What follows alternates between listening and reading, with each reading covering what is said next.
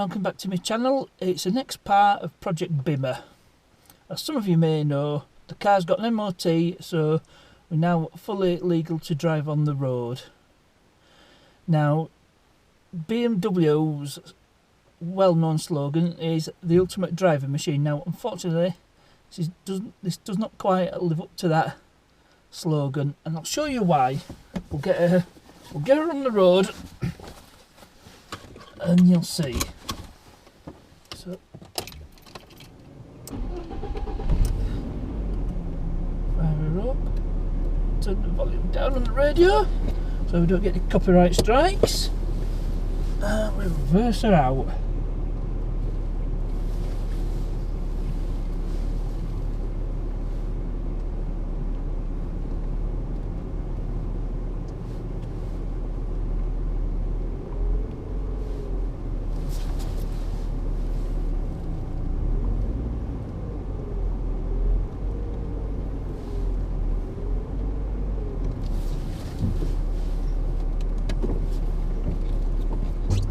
It's a lovely day, raining.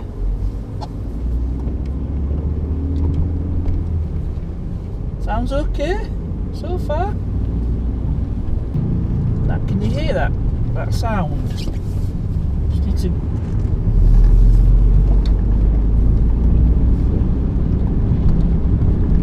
just get them to a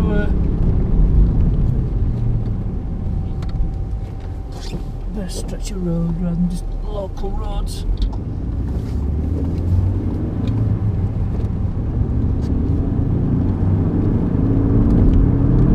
Can you hear that whining sound? Now, I was told by the previous owner that the mechanic had looked at it and said it was worn rear wheel bearings. Right, now we can get up to a bit more speed.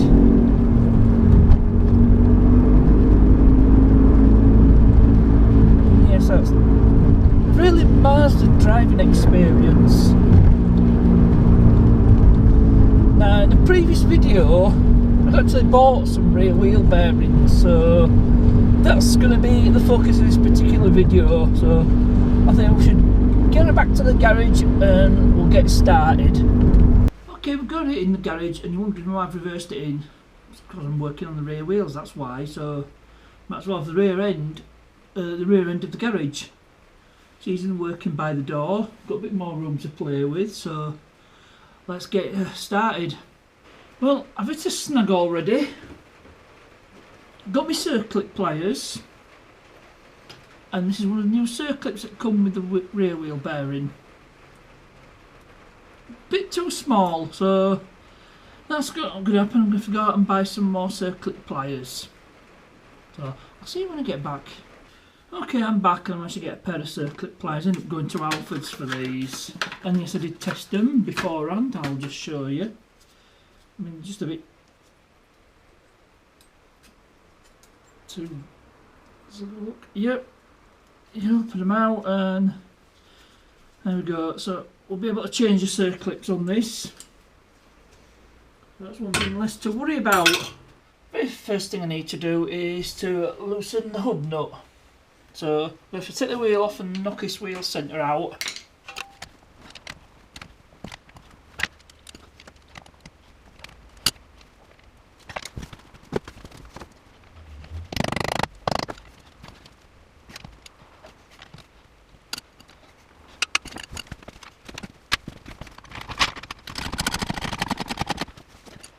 And I've hit another obstacle.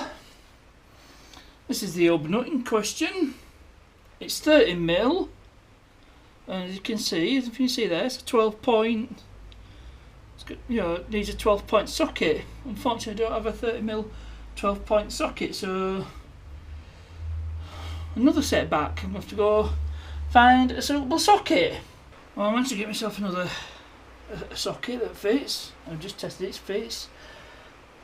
30mm 12 point from Halfords, so let's see if we can get this bad boy off.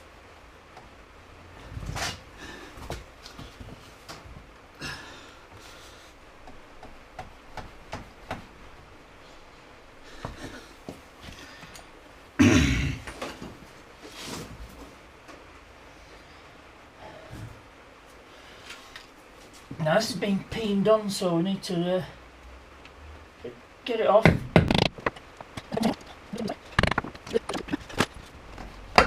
Oh, I think I've just cracked it off.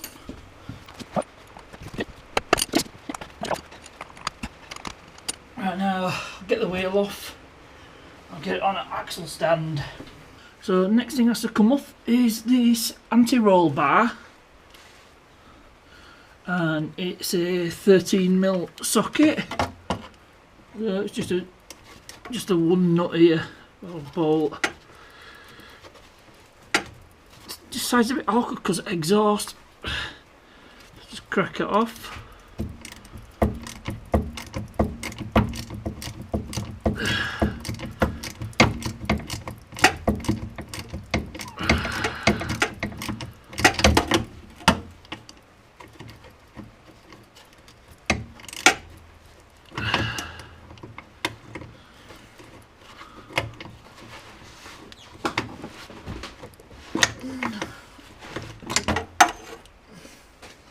I said this the exhaust don't make it easy on this side.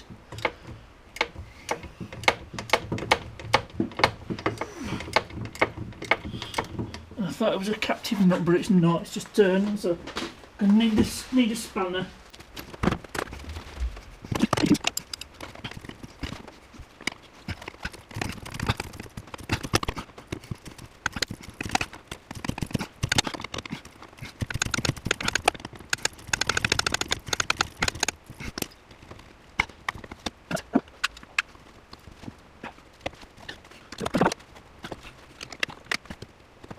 Okay, that's the clamp out, so should help things a bit. Do the same on the other side. So next thing I need to do is to undo all these E12 bolts on the driveshaft flange. So once they're out, I can separate the driveshaft from the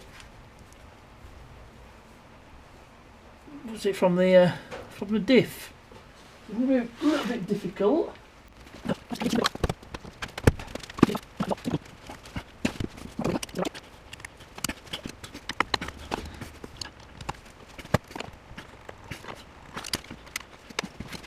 I managed to get the first one out. I just did away with all the extension, just used the adapter, and I was able to crack it off.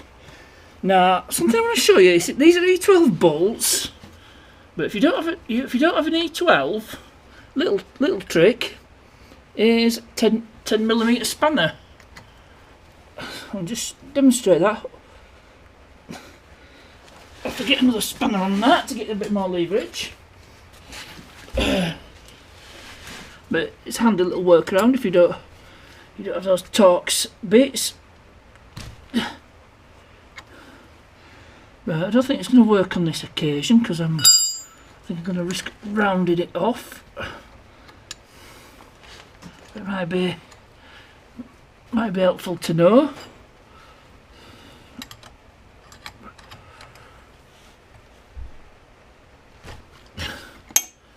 Yep, but it's a risk, is it?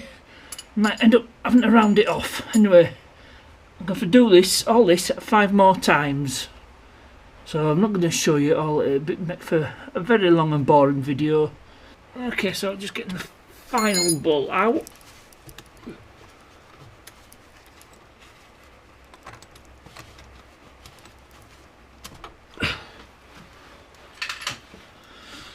And the drive shaft should come off. I probably needs a bit of a persuasion with the screwdriver.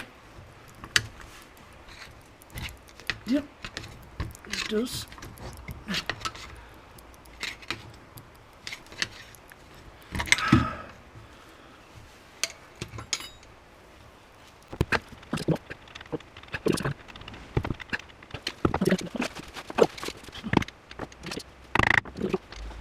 And it says they need to drop the exhaust as well, just to give a bit of room to play with.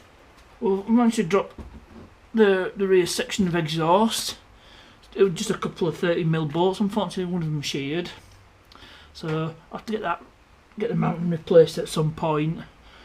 Right, and this rear section of exhaust looks like might be on its way out.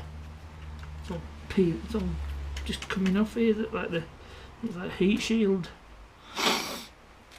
Anyway, at least I can still support this, so I have to worry about that another time. That should give us a bit of room to get the drive shaft out. So just haven't, I don't know if you can see there, I'll just move you guys there.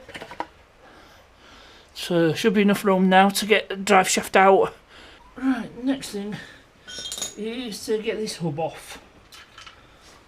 So I've got my puller here, and I should be able to get 2 bolts on the flange.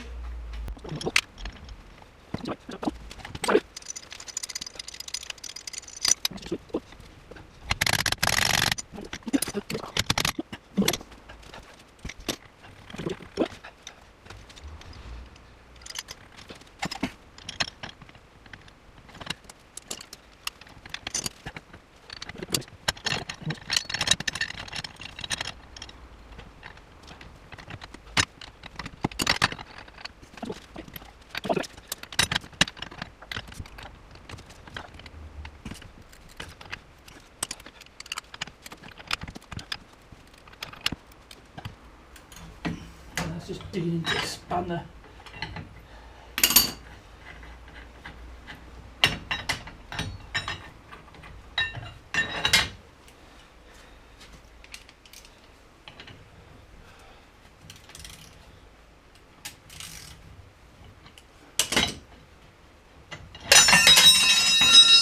Alright, I've not had much luck getting this hub out, so let's see if I can find the proper tool.